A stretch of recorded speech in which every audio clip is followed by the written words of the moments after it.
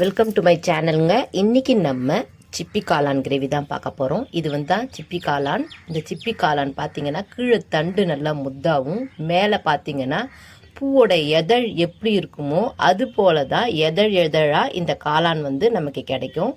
நம்ம இப்போது இந்த காளான்லேருந்து ஃபஸ்ட்டு அந்த எதழை மட்டும்தான் நம்ம எடுக்கணும். அந்த கீழே இருக்க தண்டு பகுதி நமக்கு தேவையே கிடையாது.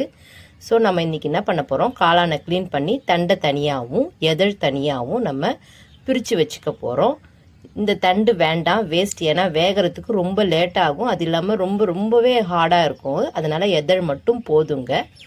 இப்போ இந்த எதழை நம்மளால் எவ்வளோ மெலிசாக கட் பண்ண முடியுமோ அந்த அளவு மெலிசாக நம்ம கட் பண்ணிக்கலாம்.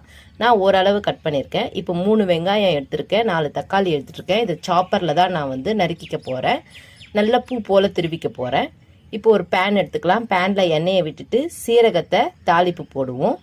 வெறும் தாளிப்பு இல்லாமல் இருக்கக்கூடாது. அதனால் சீரகத்தை தாளிப்பு போட்டு பூ போல் நறுக்கி வச்சுருக்கிற வெங்காயத்தை நல்லா ஒரு வதக்குவோம். வெங்காயம் வதங்கின பிறகு தக்காளியும் நம்ம சாப்பர்லேயே திருவி வச்சுருக்கோம் இல்லைங்களா, அவங்களையும் ஒன்று சேர்த்து நல்லா வதக்குவோம். இப்போ இந்த டிஷ் செய்யறதுக்கு தேவையான அளவு உப்பு, காரத்தூள், தனியாத்தூள், கரம் மசாலா இவங்க எல்லாத்தையும் ஒன்றா போட்டு நல்லா வதக்கி விடுவோம். இவங்க இன்னும் கொஞ்சம் நல்லா சேர்ந்து வரணுன்றதுக்காக கொஞ்சமாக 1/4 தண்ணி தான் விடணும். 1/4 டம்ளர் தண்ணி விட்டு இவங்க எல்லாத்தையும் ஒன்று சேர்த்து அந்த நெடியெல்லாம் போக நல்லா வதக்கி விடுவோம்.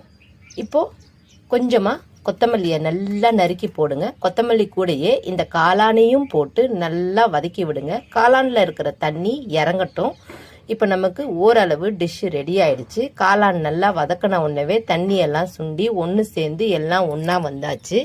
இப்போ நம்ம ஒரு இடிக்கல்லை எடுத்து அதில் மிளகை நல்லா மாவாக பொடி பண்ண போகிறோம். இது போல் மிளகை எப்பயுமே அப்பப்போ வேணுங்கிற அளவு எடுத்து யூஸ் பண்ணுங்கள், அதுதான் நல்லது. மிளகு நல்லா பொடி பண்ண பிறகு இந்த டிஷ்ஷில் போட்டு ஒரு கலரின்னு கிளறி எடுத்தோம்னா நமக்கு சூப்பரான பெப்பர் காளான் டிஷ் ரெடி ஆயாச்சு.